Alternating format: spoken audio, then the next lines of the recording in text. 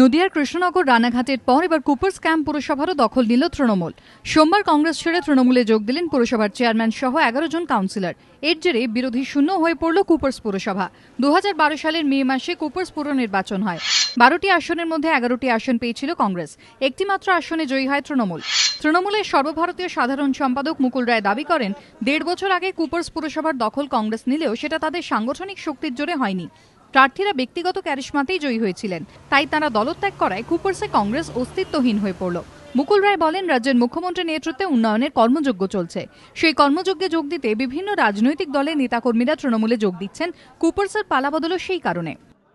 ঠিক দিওয়ালি দীপাবলির পর ভাতৃদ্বিতীয়ার প্রাক লগ্নে দাঁড়িয়ে এরা সবাই আজকে তৃণমূল কংগ্রেসে যোগ দিয়েছেন।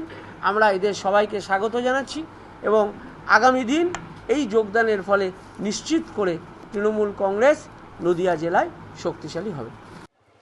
কুপার্স ক্যাম্প বরাবরই কংগ্রেসের শক্ত ঘাঁটি। 97 সাল থেকে এই পুরসভার দখল ছিল কংগ্রেসের হাতে। কুপার্স এলাকা নদিয়া কংগ্রেসের জেলা সভাপতি শঙ্কর সিংহের খাস তালুক বলেও পরিচিত। 5টি পুরসভার নির্বাচনের আগে দলের শক্ত ঘাঁটিতে এই ভাঙন কংগ্রেসের কাছে জোর ধাক্কা। এদিন মুকুল রায় বলেন, শুধু কুপার্স পুরসভাই নয়, অল্প কয়েকদিনের মধ্যে নদিয়ার বিভিন্ন এলাকার কংগ্রেস নেতাকর্মীরা তৃণমূলে যোগ দেবেন। এর ফলে নদিয়ার তৃণমূল আরও শক্তিশালী হবে। আশাফুল হোসেনের রিপোর্ট, এবিপি আনন্দ, কলকাতা।